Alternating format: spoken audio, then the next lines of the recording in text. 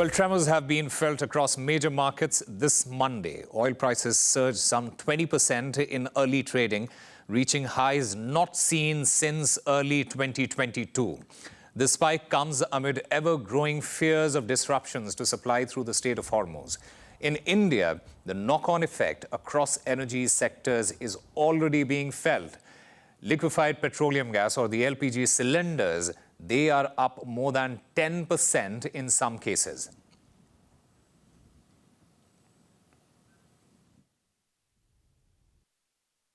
It is expected that the governments of Muslim countries will swiftly warn the criminal United States and the savage Zionist regime against such cowardly, anti-human actions, so that the flames of fire and war do not spread further. Otherwise, similar actions will occur in the region. And if you can tolerate oil prices above $200 per barrel, continue this game. In fact, the situation on the ground in the Gulf, it appears to be worsening. Bahrain's Bapco oil facility, the largest refinery in the country, it has reportedly been attacked by Iran and declared force majeure on its operations and ceased production. Let us now cross over live to Sumit Ritolia, who is the lead research analyst at Kepler, a platform for crude oil tracking and shipping analytics. Mr. Ritolia, thank you very much for speaking with RT India. You know, when we talk about our country, India imports over 85% of its crude. Having said that, how vulnerable is India to a prolonged oil shock?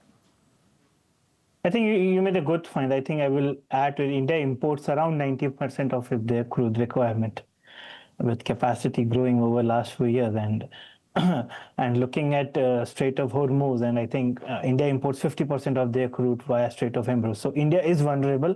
But as of now, I think situation in terms of we are not panicked yet. We should not panic in terms of refined product supply, because as you know, like already India has picked up and imports via Russia, and I think March will be highest in last 5 to 6 months. So refiners or even governments are looking at it, and we have seen more barrels getting loaded in Atlantic, so that by the end of March to early April, it will be arriving here in India. Sumit, but again, unsaid. Sumit, at what point should India be panicking? Yeah, the point is panicking is like, it's more like if we don't see any near-term solution to Strait of Hormuz. Again, if you look at the prices from last 2 trading sessions and look at how the prices were reacting in 3rd or 4th of March, like it's quite different. Now the market has started to realize that the Strait of Hormuz will not be opening soon.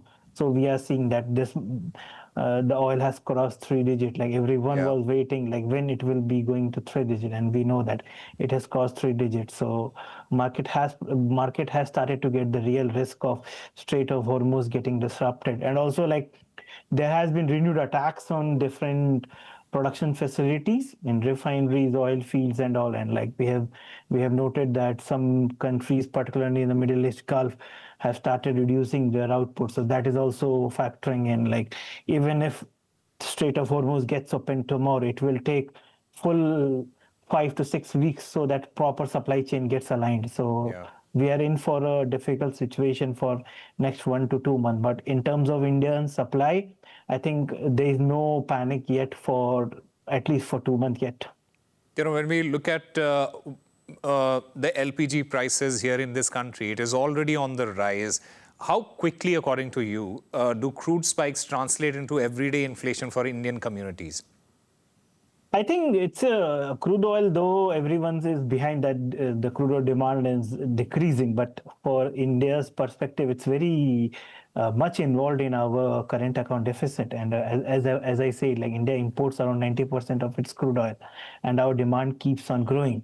In terms of prices spike, I think it will be depending on what government follows. And as of now, what we are hearing and what we have seen even in 2022, government might ask OMCs to not to raise the price, but indirectly way, like crude oil derivatives are used in multiple spheres of life. So if crude oil gets to priced in higher, we might be seeing more inflations coming around. Amid all of this, the United States, it seems to be quietly accepting India's purchases of the Russian oil. That is, quite interesting. What do you think is happening here? Is India effectively becoming an energy intermediary between Russia and Europe? Because from what I understand, the US basically wants to make sure that their allies, especially in Europe, they are not affected by it. And let's use India as an intermediary to provide them that oil. I think, again, like as of now, I don't think India will be able to export much because still, like even if we jack up imports via Russia, we will not be able to compensate the volumes Indian refiners were importing via SOH.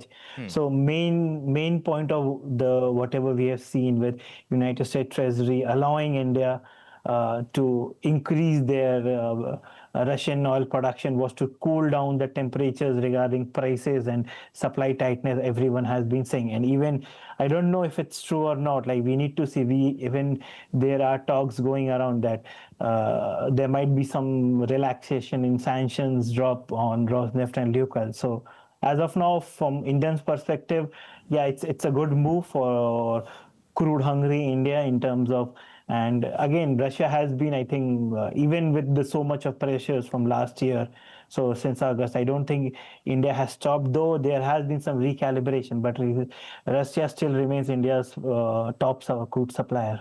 How important, Sumit, do you think are the Indian refineries right now, especially in supplying refined fuels to European markets and other markets?